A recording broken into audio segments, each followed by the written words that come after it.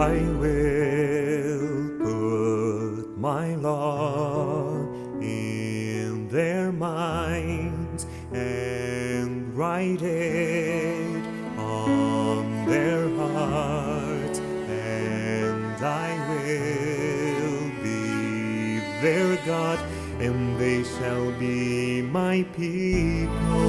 For I will forgive their iniquity, and their sin I will remember no more. And I will put my spirit within you, and cause you to walk in my statutes, and you shall keep my judgments and do them.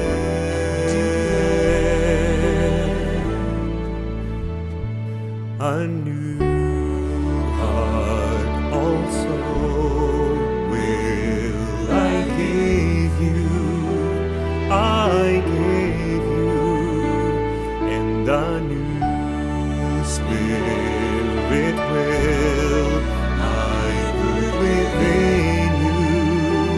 put within you, and I will take away the stony heart out of your flesh, and I will give you a heart of flesh, and I will put my spirit within you, and cause you to walk in my statutes, and you shall keep my judgments and do them.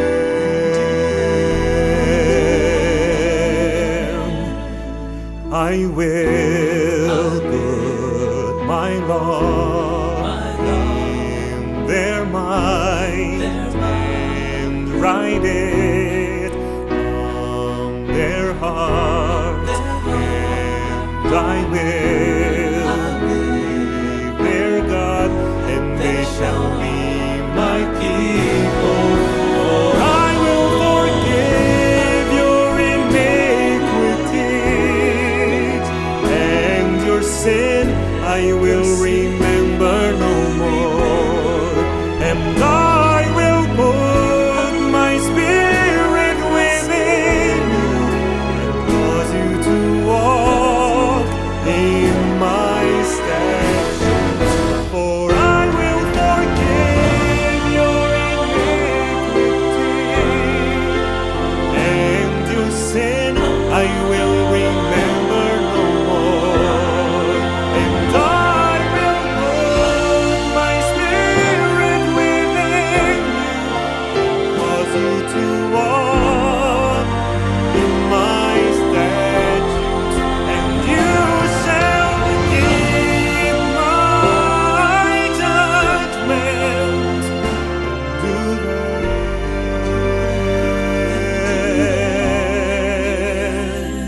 A new heart also will I give you, I will give you, and a new spirit will I put within you.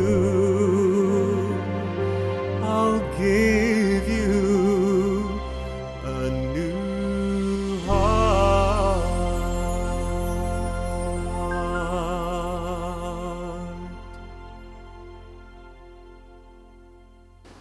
कितना सुंदर वादा है। यह हमें ईश्वर के वादे की याद दिलाता है कि वह हमें एक नया दिल देगा। धन्यवाद रूडी। मित्र, गीत में बाइबल अध्ययन में आपका स्वागत है। मुझे प्यार करो।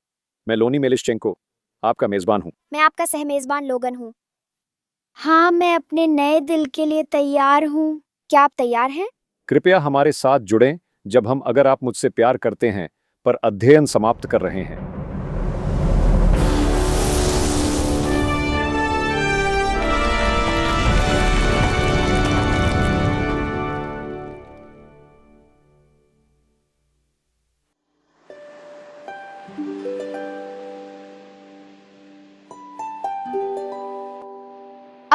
अपनी व्यक्तिगत कहानी साझा करने के लिए पास्टर क्रिस एकेनरॉथ यहाँ हैं। मुझे आधी रात का इंटरव्यू बहुत पसंद है। का एक आदमी जो रात को यीशु के पास आया, ये यूहन्ना 3 है। बाइबल में निकोदेमुस नामक एक फरीसी का जिक्र है। फरीसी मानते थे कि इसका अर्थ अलग है, कि वे खुद को अलग रखते थे ईश्वर के लिए, उसकी व्यवस्था का पालन करने के लिए। समस्या यह है कि वे इस स्थिति में पहुंच गए थे कि वे इन कार्यों और जीवन शैली के माध्यम से मुक्ति पाने की कोशिश कर रहे थे। तो निकोदेमुस रात में आया। वह कहता है, रब्बी, आप एक शिक्षक हैं जो ईश्वर से भेजा गया है, क्योंकि कोई भी ये चमत्कार नहीं कर सकता जब तक कि ईश्वर उसके साथ न हो। और यीशु फिर से कहता है, मैं तुमसे सच कहता हूं, जब तक कोई जन्म नहीं लेता बदला, वह परमेश्वर के राज्य को नहीं देख सकता। निकोदेमुस सवाल पूछता है, आप फिर से कैसे जन्म ले सकते हैं? और यीशु कहते हैं, मैं तुमसे सच कहता हूं, जब तक कोई पानी से जन्मा नहीं होता आत्मा, वह परमेश्वर के राज्य में प्रवेश नहीं कर सकता। यीशु कहते हैं, जब तक कोई फिर से जन्मा नहीं होता, पानी और आत्मा से जन्मा नहीं होता, वह नहीं देख सकता, वह परमेश्वर के शाश्वत जीवन के राज्य में प्रवेश नहीं कर सकता। मैं यीशु के शब्दों की सराहना करता हूं जो व्यावहारिक हैं। निर्णय लेना, उसके पीछे आना, उसका अनुसरण करना, उसे स्वीकार करना, ये बात करता है। पानी से जन्म लेने की बात, ये दिलचस्प है कि फरीसी जो अलग थलग थे, वे वहां थे जब यूहन्ना बपतिस्मा देने वाला आया था। वह पश्चाताप के बपतिस्मे का प्रचार कर रहा था, यरदन नदी पर बपतिस्मा दे रहा था। फरीसी बाहर गए और प्रतिक्रिया दी, एक बिंदु, लेकिन वे बपतिस्मा लेने से इनकार कर देते हैं। वास्तव में लूका अध्याय 7 पद 30 कहता है, उन्होंने यूहन्ना द्वारा बपतिस्मा न लेकर अपने लिए ईश्वर की इच्छा को अस्वीकार कर दिया। वे जाते थे, लेकिन वे बपतिस्मा नहीं लेते, क्योंकि गर्व की कोई आवश्यकता नहीं होती। यीशु कहते हैं, जब तक कोई जन्म नहीं लेता पानी से, वह ईश्वर का राज्य नहीं देख सकता। ईश्वर। पिछले सप्ताह मैं अपने माता पिता के घर गया और उनके अटारी में गया। वे लगभग 1 साल पहले ही यहाँ आए हैं। अटारी में कुछ बक्से थे जिन्हें खोला गया और उनमें कुछ VHS टेप थे जो उन कैमरों से आए थे जो कंधे पर रखे जाते थे, जिन पर बड़ी बड़ी लाइटें लगी होती थीं और इसी तरह की अन्य चीजें थीं। इसलिए हमने कुछ वीडियो देखे जब मैं छोटा था। 80 के दशक के अंत में क्रिसमस और अन्य कार्यक्रम। एक घटना जो सामने आई, मेरा बपतिस्मा 26 दिसंबर 1986 को। उस दिन मैं ठीक 9.5 साल का था और मैं वहाँ था चर्च के बपतिस्मा स्थान में मेरे समय के पादरी डॉन शॉ के साथ, और उन्होंने कुछ शब्द कहे और फिर निश्चित रूप से उन्होंने मुझे वहाँ बपतिस्मा दिया। बपतिस्मा स्थान में मैंने वो सब देखा और बेशक ये एक दिलचस्प घटना थी जिस पर मैं सोच सकता था, लेकिन मैं बैठ गया और सोचने लगा, यार, अपने 9.5 साल के बचपन को देखते हुए मैंने सवाल पूछना शुरू किया, क्या मैं तैयार था? क्या मुझे जानकारी थी? क्या परमेश्वर की उपस्थिति और उसका फल मेरे जीवन में उस समय प्रकट हो रहा था ताकि लोग उसे देख सकें? मेरा मतलब है, ये सभी प्रकार की बातें मेरे मन में आती रहीं, और उन सवालों में से अधिकांश के लिए मैंने निष्कर्ष निकाला कि उत्तर था नहीं। मैं सब कुछ नहीं जानता था, मैं सभी बारीकियों को नहीं समझता था, शास्त्र और सुसमाचार के बारे में, लेकिन मैं इसे आज या कल की तरह स्पष्ट रूप से याद कर सकता हूँ। मुझे एक बात पता थी। 9.5 साल की उम्र में मैं एक बात को लेकर स्पष्ट था। मैं अपनी पूरी जिंदगी यीशु को समर्पित करना चाहता था। जहां भी वह मुझे ले जाना चाहता था, मैं जानता था कि मैं उसके साथ जाना चाहता था। यही मैं कहता हूँ। मैं उन्हें यह विचार देता हूँ और कहता हूँ कि मैं सुझाव देता हूँ कि यह बपतिस्मा की ज़रूरत है। एक दिल जो बस कहता है, आप जानते हैं, मैं अभी सब कुछ नहीं समझता, मुझे सभी बारीकियाँ नहीं समझ आती, मेरे पास हर सवाल का जवाब नहीं है, लेकिन यह एक चीज़ है जो मैं जानता हूँ, मैं अपनी ज़िंदगी पूरी तरह देना चाहता हूँ। यीशु।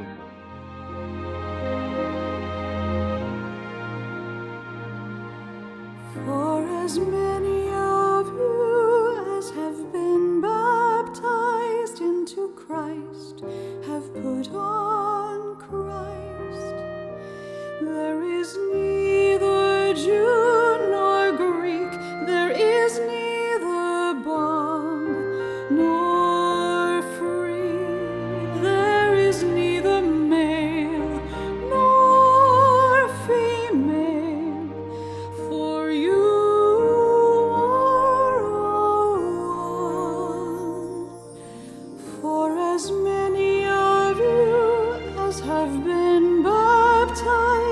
into Christ have put on Christ. There is neither Jew nor Greek, there is neither bond nor free, there is neither male nor female, for you are all one.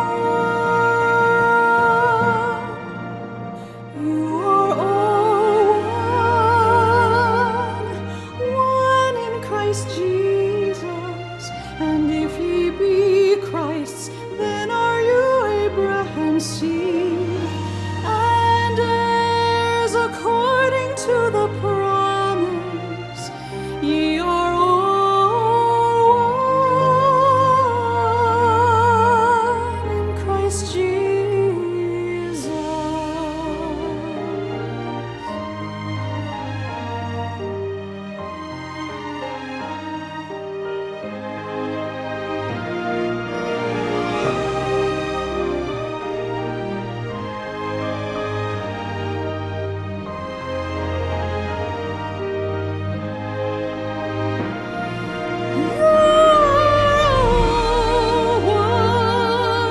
One in Christ Jesus, and if ye be Christ's, then are ye Abraham's seed, and heirs according to the promise. Ye are all one.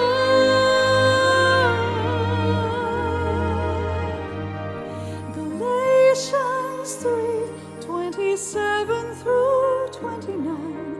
One in Christ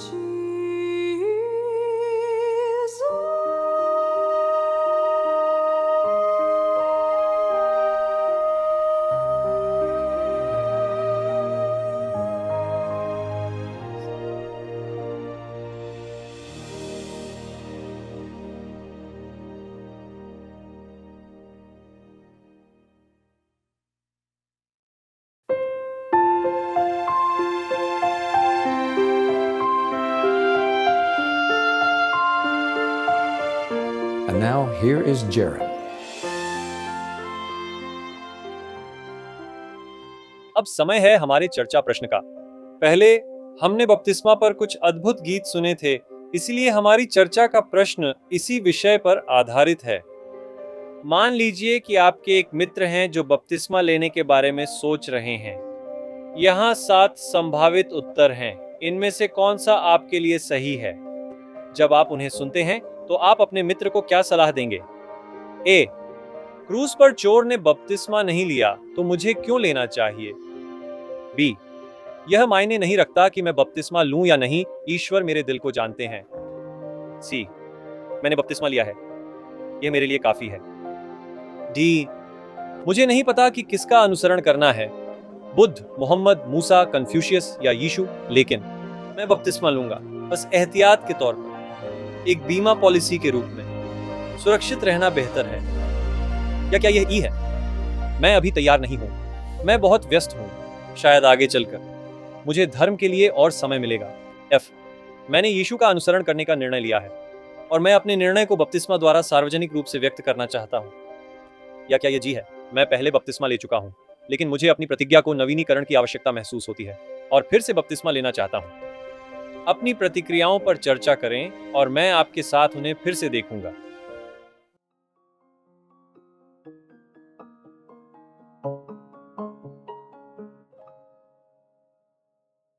पहली प्रतिक्रिया ए पर ध्यान दें, जो चोर के बारे में है। मैं यह अक्सर सुनता हूं, बपतिस्मा नहीं बचाता आप। यह एक प्रतीक है जो आपके आंतरिक परिवर्तन को दर्शाता है, यीशु की सेवा करने की आपकी इच्छा का सार्वजनिक संकेत। लेकिन प्रतीकों का दुरुपयोग संभव है। कुछ लोग जो यूहन्ना के पास बपतिस्मा के लिए आए थे, शायद ऐसा इसलिए किया क्योंकि उन्होंने इसे एक अच्छा प्रतीक माना, या मसीहा जब अपनी सरकार बनाए तब अंदर की स्थिति पाने के लिए। लेकिन यूहन्ना ने उन्हें रोका। उन्होंने कहा, तुम सांपों की संतान हो। याद रखें, बपतिस्मा ऐसा कार्य नहीं है जो हमें ईश्वर के सामने योग्य बनाता है। यीशु ने अनंत जीवन का वादा किया। क्रूस पर चोर को वह बच गया, भले ही उसे बपतिस्मा नहीं मिला, लेकिन अगर उसे क्रूस से उतरने का अवसर मिलता, मुझे यकीन है कि वह बपतिस्मा ले लेता। क्रूस पर चोर ने सार्वजनिक रूप से यीशु को अपने उद्धारकर्ता के रूप में स्वीकार किया जब कोई और नहीं था। यही बपतिस्मा करता है और उस चोर ने ऐसा किया जिस तरह से वह कर सकता था। यदि आप उत्तर बी या सी के साथ सहज हैं, तो ताज ने पहले ही उनका समाधान किया है। यीशु ने बपतिस्मा लिया और उन्होंने ऐसा डुबकी देकर किया। यीशु आपके दिल को जानते हैं और वह आपके लिए तरसते हैं, और मुझे पता है कि जब आप उसके प्यार को देखेंगे तो आप उसके कहने के अनुसार करना चाहेंगे। उत्तर डी दिलचस्प है, लेकिन अगर आप बीमा पॉलिसी के रूप में बपतिस्मा ले रहे हैं तो कृपया रुकें। बपतिस्मा एक बीमा पॉलिसी नहीं है, यीशु है। यीशु ने कहा, मैं रास्ता और सत्य हूं, कोई भी मेरे बिना पिता के पास नहीं आता। अन्य धर्मों में भी कुछ सत्य हो सकते हैं जो वे दे सकते हैं, लेकिन यहाँ यीशु बहुत अधिक लचीलापन नहीं छोड़ते। पढ़ते रहें, प्रार्थना करते रहें, और जब आप समझें, फिर बपतिस्मा लें। अगर आपका उत्तर ई है, आज के काम या खेल में उलझे हुए बिना अनंतता की योजना बनाने का समय, मैं कुछ कहना चाहता हूं। कल का कोई वादा नहीं है। आप हर पल अनंतता से एक धड़कन की दूरी पर हैं। जागें इससे पहले कि देर हो। अगर आपका उत्तर एफ या जी है, आमीन, पादरी को बताएं। यदि आप भटक गए हैं और प्रभु के पास लौट रहे हैं, तो पुनः बपतिस्मा लेना अच्छा है। यदि आप इसे पूर्ण समर्पण के रूप में करना चाहते हैं, तो यह अच्छी खबर है। यीशु इसे अनिवार्य नहीं करते, लेकिन यह आपके और पवित्र आत्मा के बीच का निर्णय है। यीशु ने पुनः समर्पण के एक प्रकार के छोटे बपतिस्मा के रूप में एक विशेष संस्कार स्थापित किया, जो उसकी क्रूस पर चढ़ाई, पुनरुत्थान और फिर फसह का जश्न मनाता है, और यही है सामूहिक सेवा।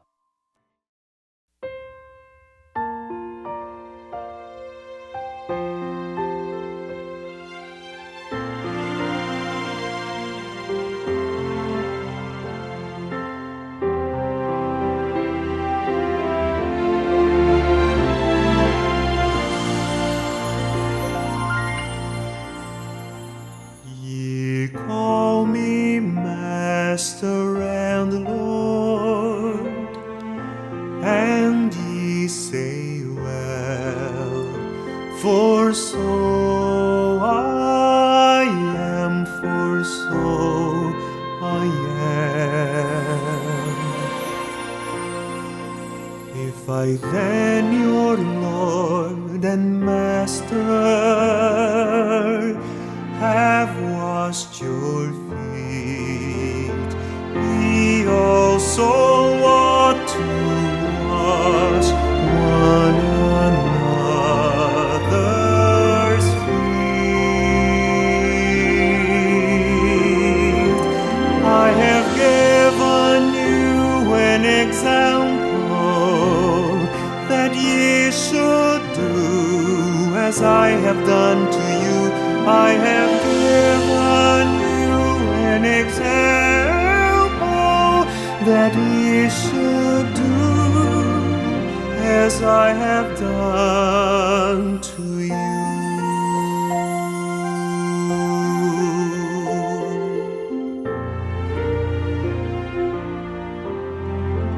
Ye call me Master and Lord, and ye say, well, for so I am, for so I am.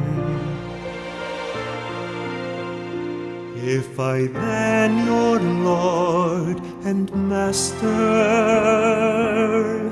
have washed your feet. We also ought to wash one another's feet. I have given you an example that ye should do as I have done to you. I have given you an example that ye should do as I have done. I have given you an example that ye should do as I have done to you. I have given you an example that ye should do as I have done to you.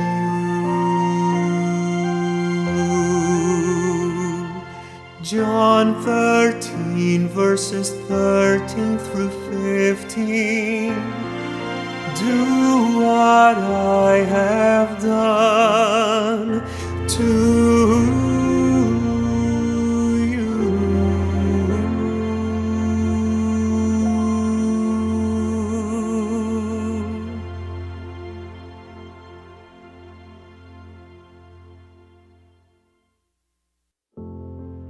हमने इस अध्ययन में बहुत सी बातें cover की हैं। बपतिस्मा, प्रभु भोज, त्रिएकत्व और मेरे पसंदीदा विषयों में से एक ईश्वर के परिवार में एकता। और हमने सुसमाचार आयोग पर ध्यान दिया है, मसीह के प्रेम का प्रचार करना, सिखाना और बपतिस्मा देना।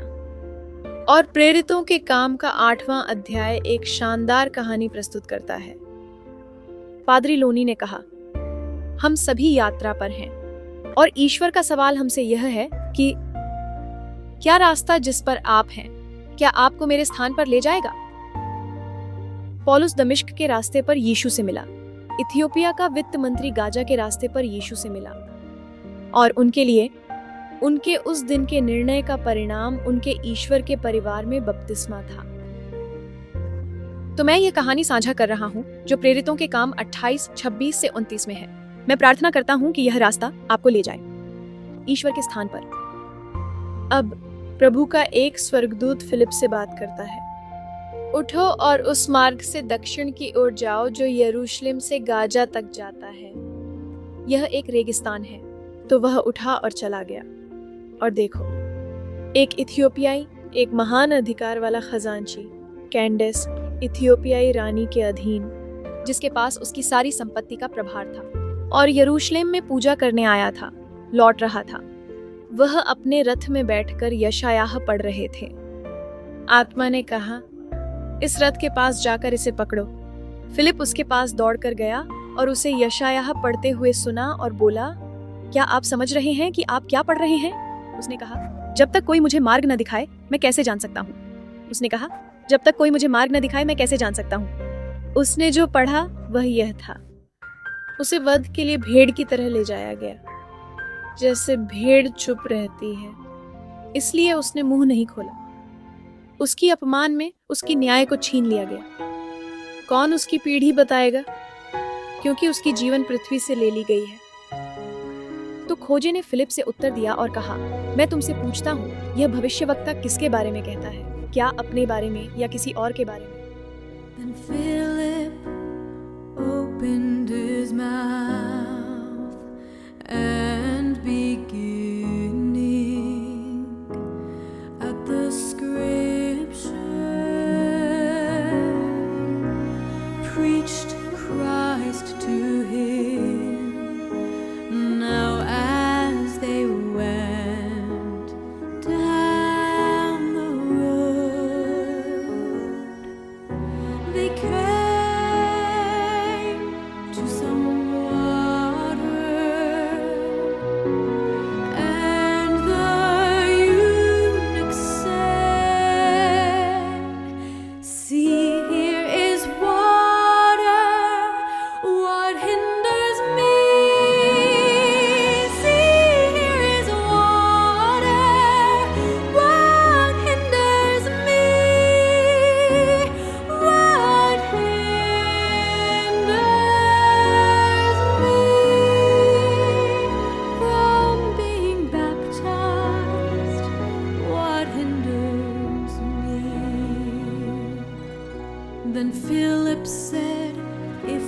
you believe with all your heart, you may. And he answered and said, I believe that Jesus Christ is the Son of God. And he commanded the chariot to stand still, and both Philip and the eunuch went down into the water, and he baptized him. And he baptized him. See, here is water. What hinders me? See, here is water. What hinders me? What hinders me from being baptized? What hinders me? Now why are you waiting? Arise and be baptized, and wash away your sins, calling on the name of the Lord.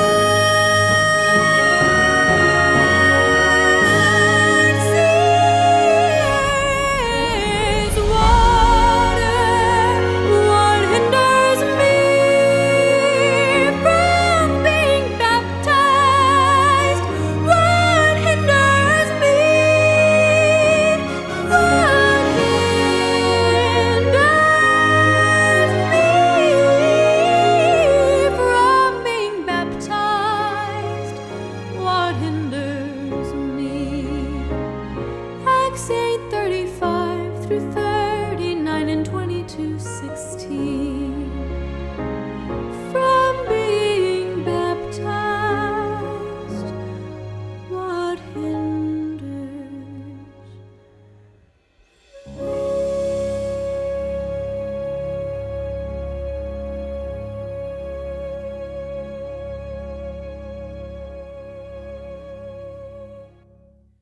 क्या सवाल है? मुझे बपतिस्मा लेने में क्या बाधा है? बपतिस्मा के बाद की कहानी का अंत मुझे पसंद है। अब जब वे पानी से बाहर आए थे, प्रभु की आत्मा ने फिलिप को उठा लिया और खोजे ने उसे फिर कभी न देखा और वह खुश होकर चला गया।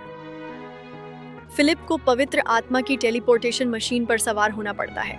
अचानक वह गायब हो जाता है।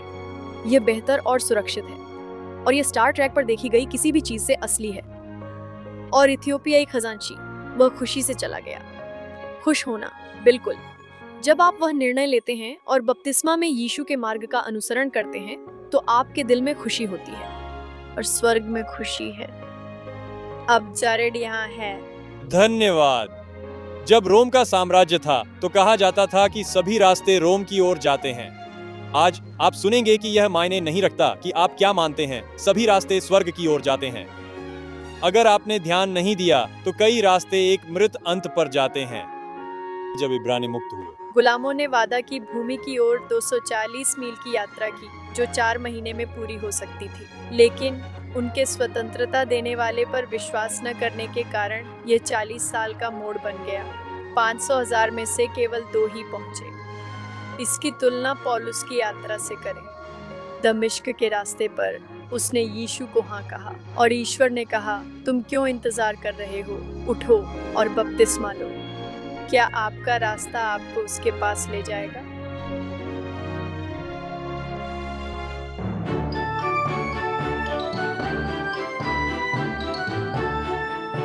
अब ल्यूक के साथ बाइबल की कहानी सुने।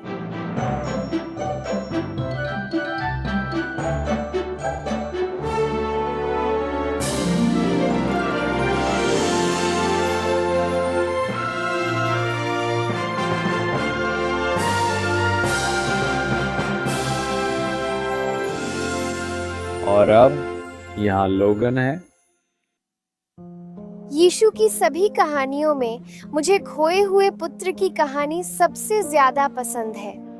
यह लूका 15 में है। यीशु ने खोया शब्द नहीं कहा, लेकिन यह सही है। उड़ाऊ व्यक्ति वह होता है जो फिजूल खर्ची करता है, जो अपना पैसा मूर्खतापूर्ण तरीके से बर्बाद कर देता है। एक बहुत धनी पिता के 2 बेटे थे। वह उनसे बहुत प्यार करता था। उन्होंने सोचा कि वह बहुत कठोर हैं, लेकिन वह वास्तव में नहीं थे।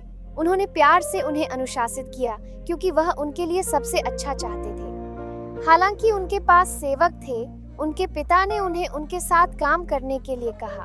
छोटे बेटे को पिता की परवरिश पसंद नहीं आई। वह अपने पिता से इतना परेशान हो गया कि एक दिन उसने अपनी विरासत मांगी। यह उसके कहने का तरीका था, पिता, मैं चाहता हूँ कि आप जल्दी मर जाएं, लेकिन आप बहुत समय ले रहे हैं। मुझे मेरा धन दे दें। कितना बुरा, उसके पिता ने उसे एक पैसा भी नहीं देना था। मुझे नहीं पता आप क्या सोचते हैं, लेकिन अगर मैं अपने पिता से ऐसा कहता तो मैं पागल हो जाता। अगर उसके पिता उतने ही कठोर होते जितना उसका बेटा सोचता था, तो वह उसे तुरंत संपत्ति से वंचित कर देते। लेकिन ऐसा नहीं हुआ। एक पिता ने अपने बेटे को विरासत का चेक दिया और इसके साथ ही छोटा बेटा घर छोड़कर चला गया। सभी नियमों और प्रतिबंधों से बचकर खुश होकर आखिरकार वह जो करना चाहता था करने के लिए स्वतंत्र होकर, जब वह चाहता, जिसके साथ चाहता। इसलिए वह टिनसेल टाउन की चमकदार रोशनी की ओर चल पड़ा, जहां कैसीनो और कन्फेटी, एड्रेनालाइन रश और सतही वास्तविकता थी। अपनी धनराशि को जंगली पार्टियों, लड़कियों, नृत्य, शराब और मनोरंजक ड्रग्स पर फेंकते हुए वह सबसे लोकप्रिय लड़का था। जब पैसे खत्म हुए, उसका सपना बुरा सपना बन गया। पैसे, खाना, दोस्त, भविष्य सब खत्म। बिना घर और बिना पैसे कोई भी उसके पास नहीं। वह खुद को गिरता हुआ पाता है, गिरता हुआ पेंट हाउस से गरीबों के घर और फिर सुअर के बाड़े तक। सही है, वह सुअरों को खाना देने का काम करता है। यह यहूदियों के लिए अच्छा नहीं है और वह याद नहीं कर सकता कि परिवार और चर्च के दोस्तों ने उसे चेतावनी दी थी। उसने कहा, बकवास। अब वह बकवास में लौट रहा है। सुअरों के लिए खाना जुटाने के लिए मजबूर है। आहार परिवर्तन की बात करें। सुअर का खाना शाकाहारी था। ये टिनसेल टाउन के समृद्ध भोजन की तुलना में एक सुधार था। आहार में बदलाव और सुअर के बाड़े की चिकित्सा के बीच कुछ हुआ। लड़का अपने होश में आया और उसने महसूस किया कि उसके पिता के घर में खाना है। मैं यहाँ क्यों हूँ? मैंने गलतियाँ की हैं, लेकिन शायद अगर मैं माफी मांगूं तो पिताजी मुझे काम पर रखेंगे। मैं अपने पिता के पास जाऊंगा।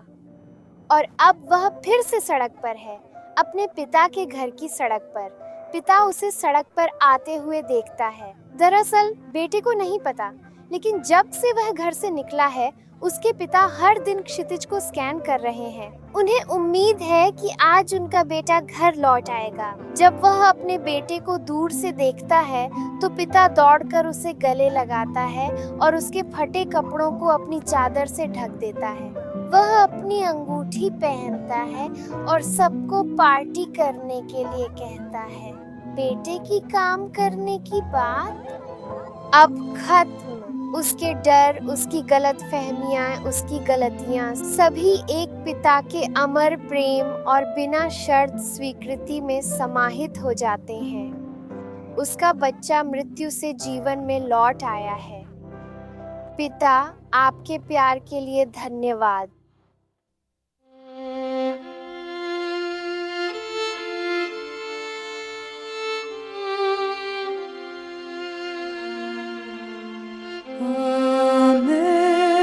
Amazing grace, how sweet the sound that saved a wretch like me.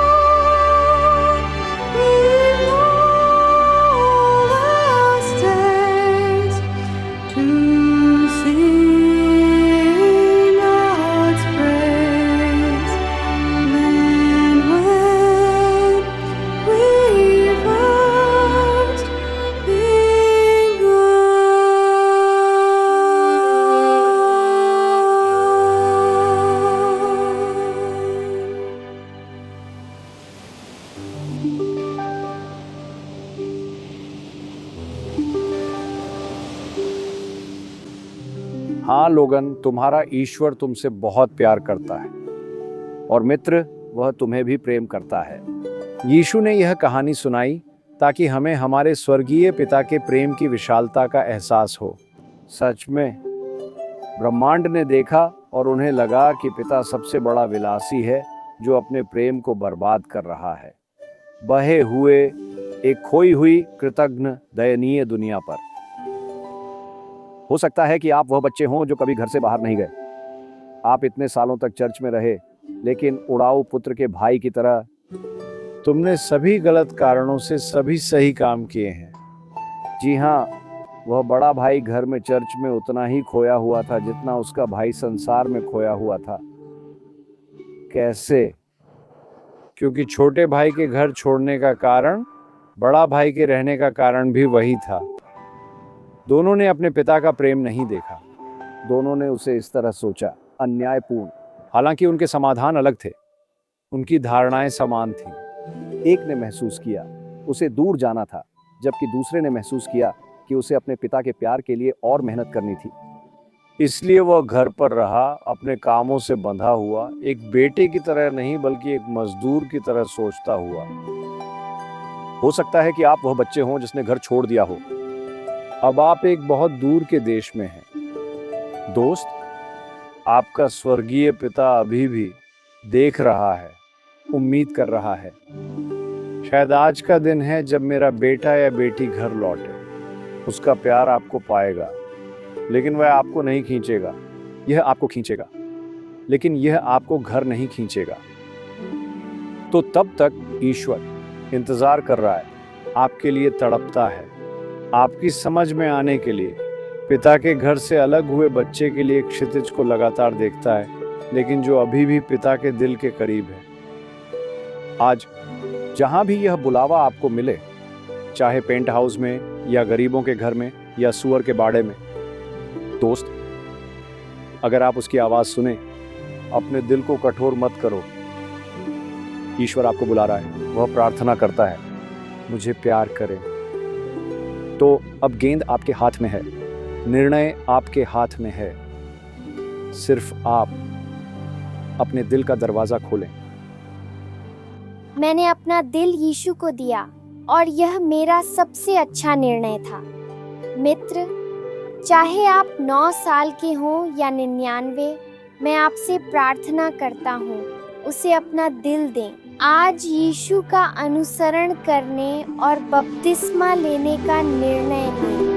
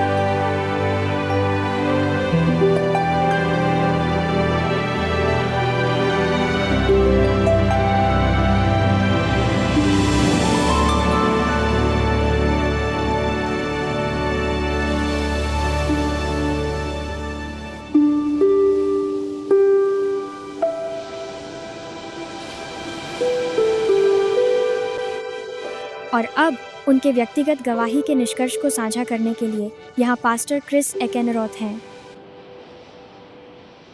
तो मैं 32 साल बाद यहाँ हूँ, एक पादरी, साथ में धार्मिक शिक्षा, मास्टर और डॉक्टरेट की डिग्री।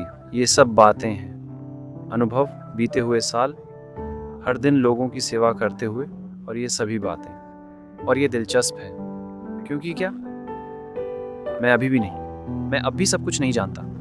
मेरे पास सभी जवाब नहीं है, मेरे पास कुछ प्रश्न हैं। लेकिन एक बात जो मुझे पता है, ये है कि मैं यीशु के साथ रहना चाहता हूँ। मैं अपनी ज़िंदगी उसे देना चाहता हूँ, क्योंकि मैंने यीशु में एक अनोखा मित्र पाया है।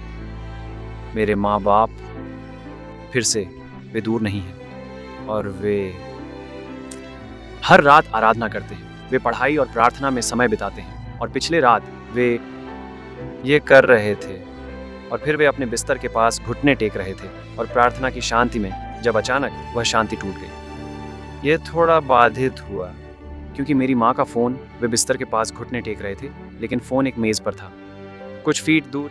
जब अचानक फिर से प्रार्थना की शांति में एक आवाज़, ये सिरी थी।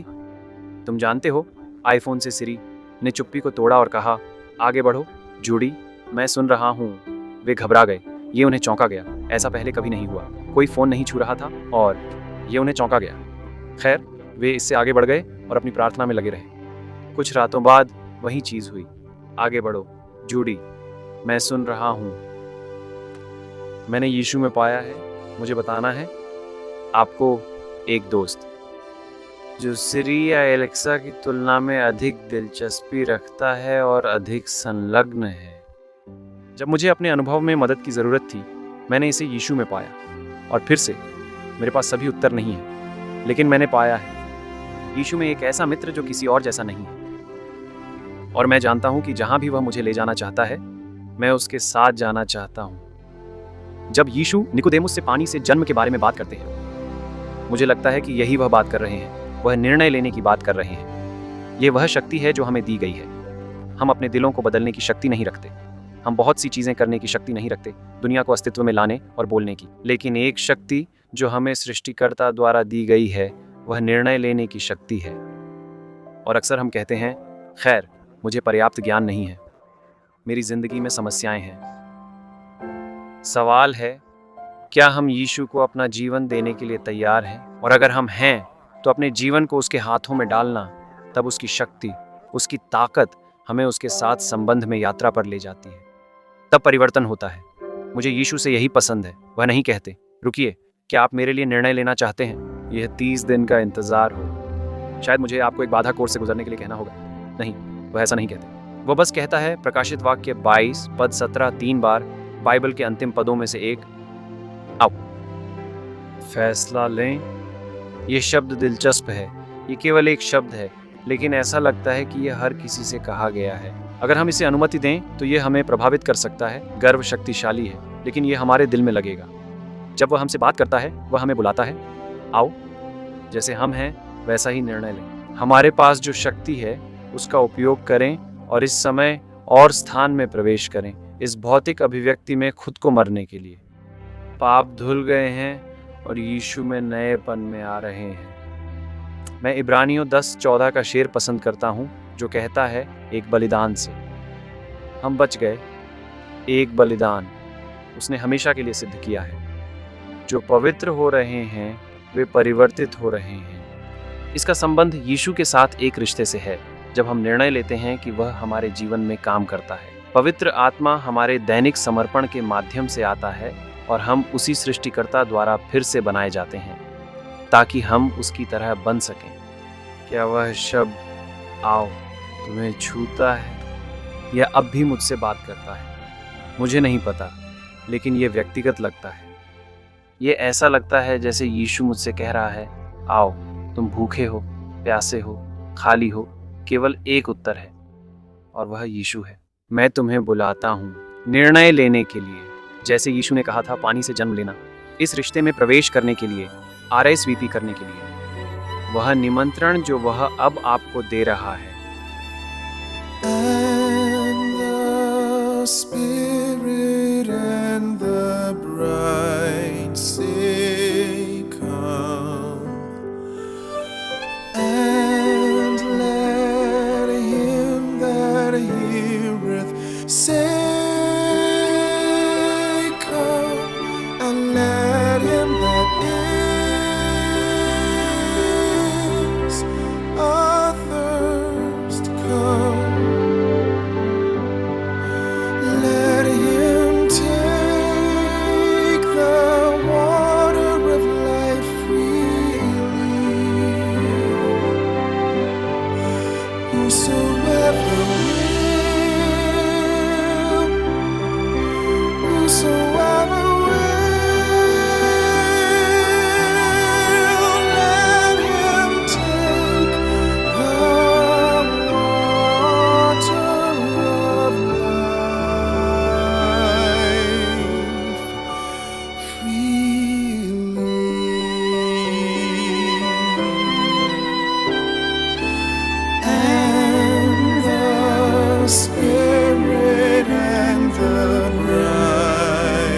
say come, and let him that heareth say come, and let him that is athirst come. Let him take the water of life freely. Whosoever will, whosoever will, let him take the water of life freely.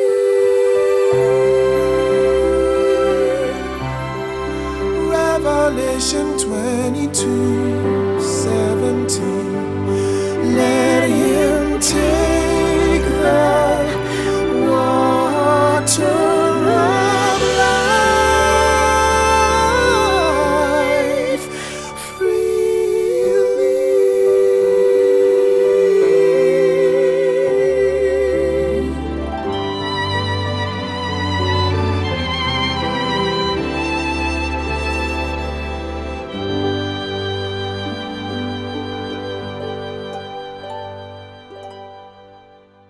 हाँ मित्र, यदि आप यीशु से मिलना चाहते हैं और कहना चाहते हैं, प्रभु मैं घर लौट रहा हूँ, या यदि आप आगे बढ़ना चाहते हैं और कहना चाहते हैं, हाँ मैं यीशु का अनुसरण करने के लिए बपतिस्मा के जल में जाने के लिए तैयार हूँ ताकि मैं जीवन की नईता में पुनर्जीवित हो सकूँ, या यदि आप खो गए हैं घर पर और अब आप समझते हैं मेरे स्वर्गीय पिता मुझसे प्रेम करते हैं, या यदि आप इस क्षण को लेना चाहते हैं और अपने जीवन को यीशु को समर्पित करना चाहते हैं, तो मेरे साथ जुड़ें और इस प्रार्थना को करें।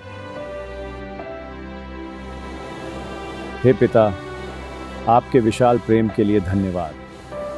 मेरे पापों के लिए यीशु को भेजने के लिए धन्यवाद।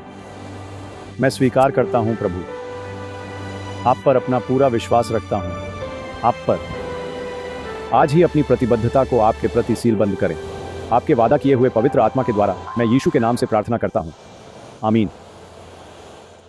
मित्र, जब हम इस श्रृंखला को समाप्त करते हैं, हमारे पिता के घर की यात्रा में हमारे साथ जुड़ने के लिए धन्यवाद। और यदि हम इस संसार में नहीं मिलते, स्वर्ग आप पर मुस्कुराता रहे, जैसे आप ऊपर देखते रहें, विश्वास में आगे बढ़ते रहें।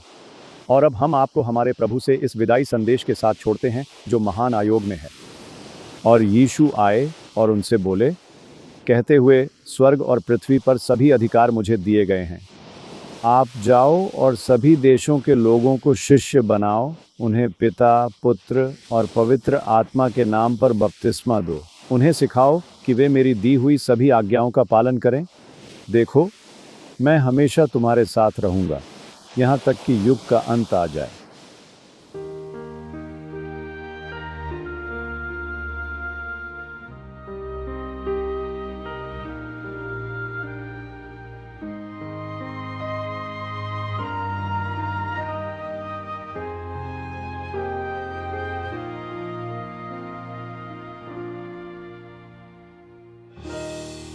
And Jesus came and spake unto them, saying, all power is given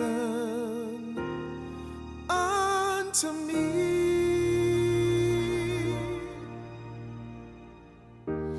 In heaven and in earth, in heaven and earth, all power is given to me in heaven and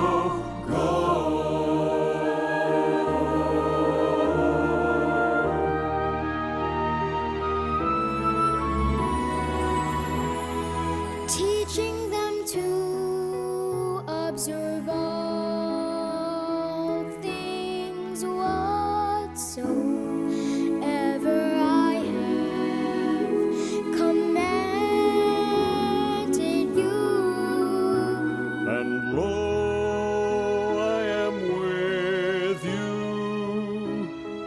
always,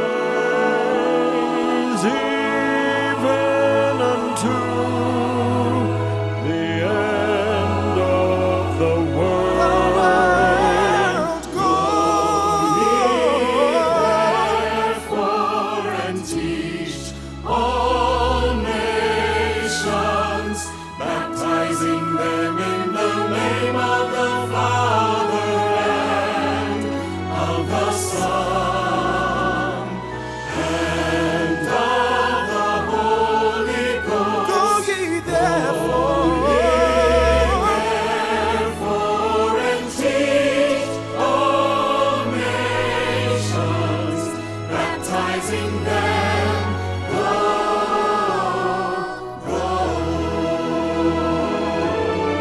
Lo, I am with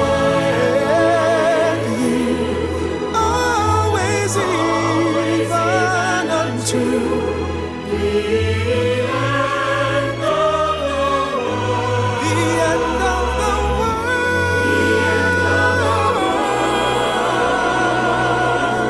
And now I gladly baptize you in the name of the Father, and of the Son, and of the Holy Ghost. Amen.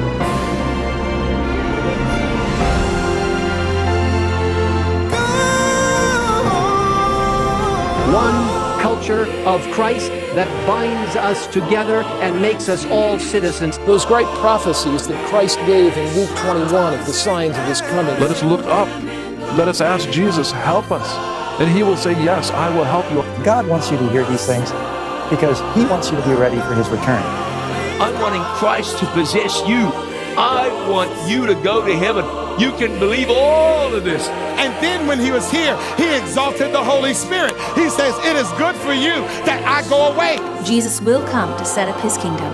I really want to be there, don't you?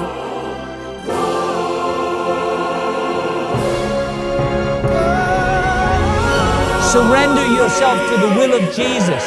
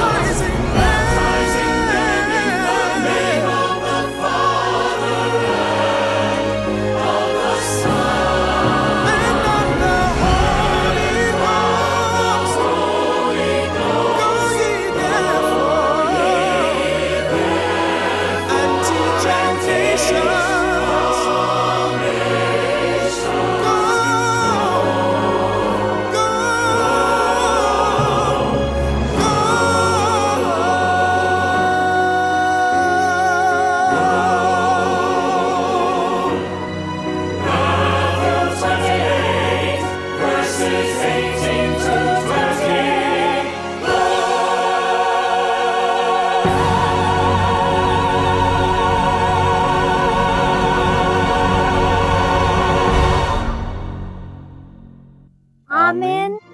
अपने दिल से ईश्वर से प्रेम करो, आत्मा के साथ, अपने मन से भी, अपनी ताकत से और अपने पड़ोसी से अपने समान प्रेम रखो।